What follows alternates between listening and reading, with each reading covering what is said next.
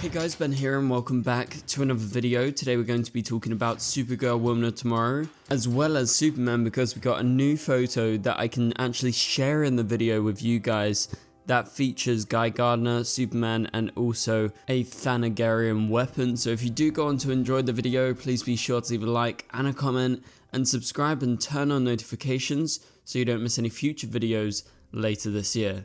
Okay, so I'm back. I have been away for a couple of days doing some filming, but I am back in England, so in my normal setup.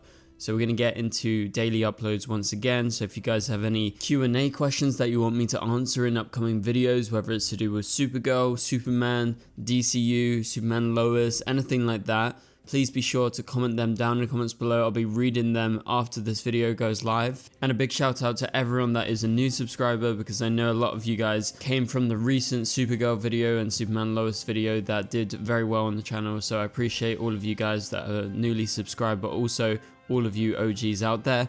But we have an interesting topic to talk about today. So first things first, let's talk about Superman, then we'll move on to Supergirl Woman of Tomorrow, and I'll explain what we're talking about there.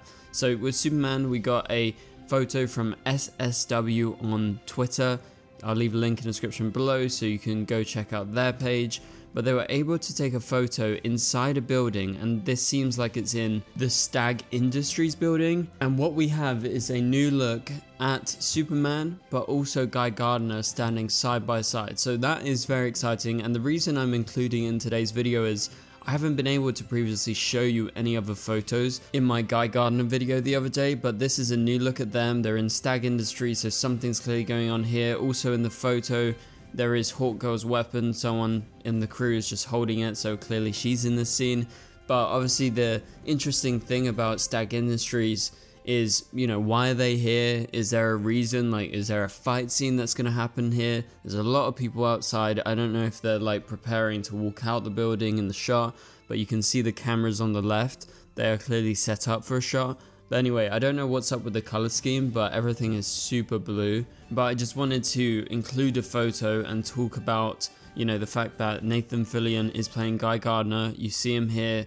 He's going to be in at least a substantial amount of Superman, and he's going to be fighting alongside Superman. So yeah, this is just a look at his suit from behind. Again, it's not his comic book accurate suit. It's very white. We talked about that, and the fact that it seems like he's part of a superhero team organized by Maxwell Lord, because he's got like the Lord Tech logo on his costume, and the same thing is on Hawkgirl's costume too. But let's move on to talk about our main topic today. This is to do with Supergirl Woman of Tomorrow. Now, for some of you guys who didn't know, I've been writing recently at this site called CBR, Comic Book Resources, and you can check out my articles by following the link in the description below. Obviously, you can read them all. It's all kind of Arrowverse, DCU related, a couple of other like Harry Potter articles. But anyway, I did an article just yesterday, and it's called Everything We Know About the DCU Supergirl Woman of Tomorrow movie. So basically, I sat down, did a bunch of research, and figured out exactly what we know, and I thought it would be good to make it into a video so I can give you guys absolutely everything we know currently right now about Supergirl Woman of Tomorrow, and then later on down the line, when we get closer to filming, sometime around the fall, we're going to do an update video on this. So hopefully you guys are going to be interested, because this is going to be full of information that we know so far. Okay, so this is how I started the article, and we'll break it down bit by bit. So Supergirl Woman of Tomorrow was announced when James Gunn and Peter Safran confirmed the initial DCU lineup.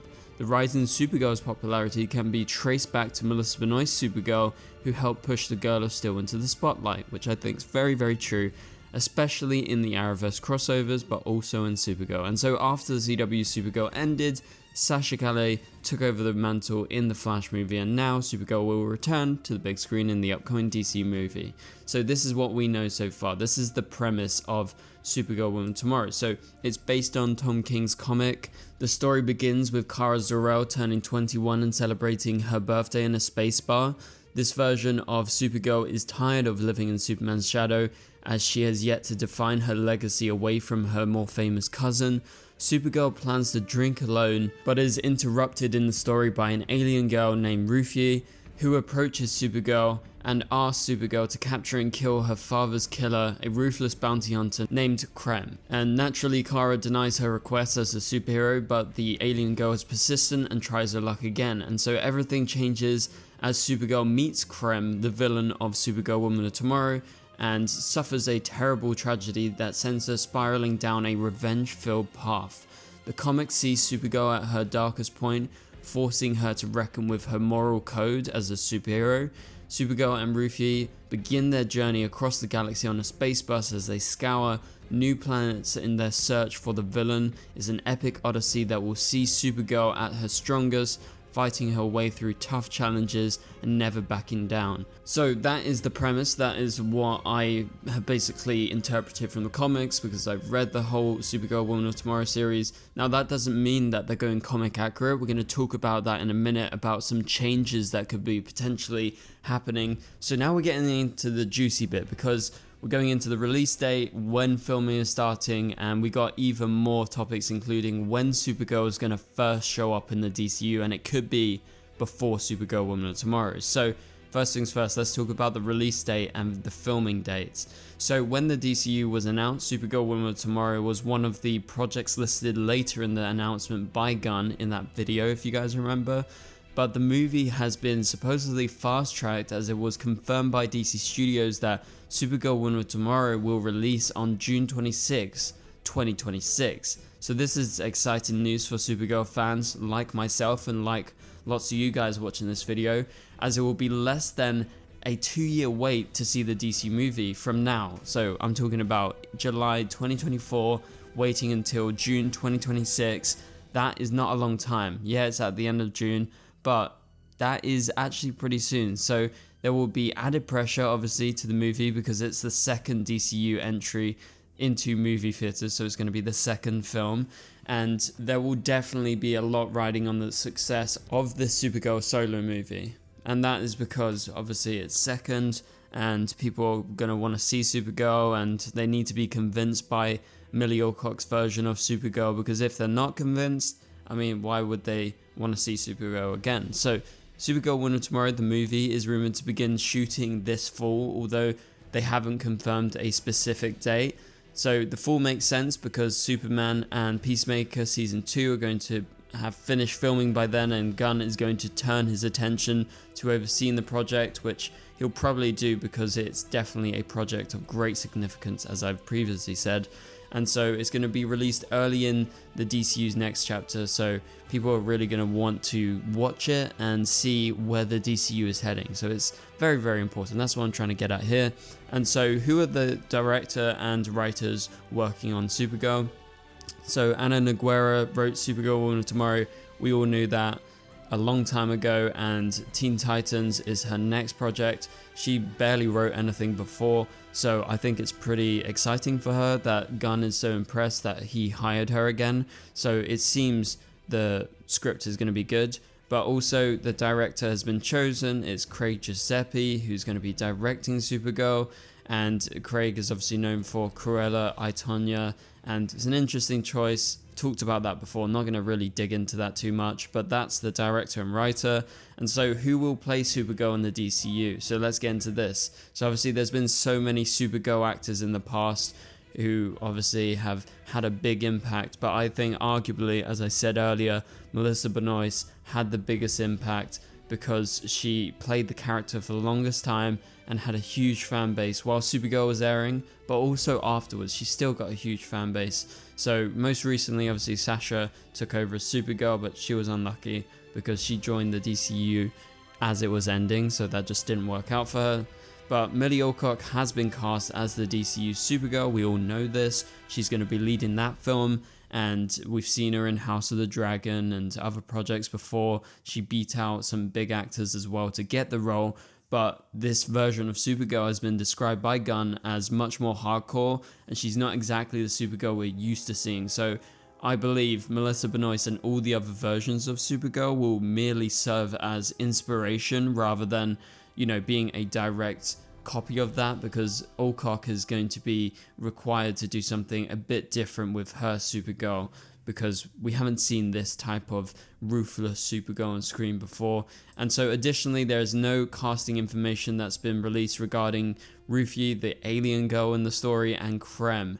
But there have been rumors, and I've talked about this in a recent video, that Jason Momoa could show up in Supergirl and the Aquaman actor could play Krem, the villain.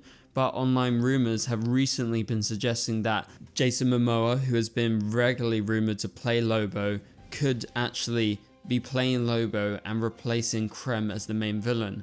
Now, in my opinion, this wouldn't be too crazy as the two characters have similar villainous traits, although Lobo is a bit more crazy. And so this would be a big change from the comics, but even though it's not officially confirmed, I could see it actually happening. And so let's move on to the last topic of this Supergirl Woman of Tomorrow, what we know so far roundup. And so will Supergirl appear in the DCU before the Supergirl movie? That is the question that I know a lot of you guys are asking.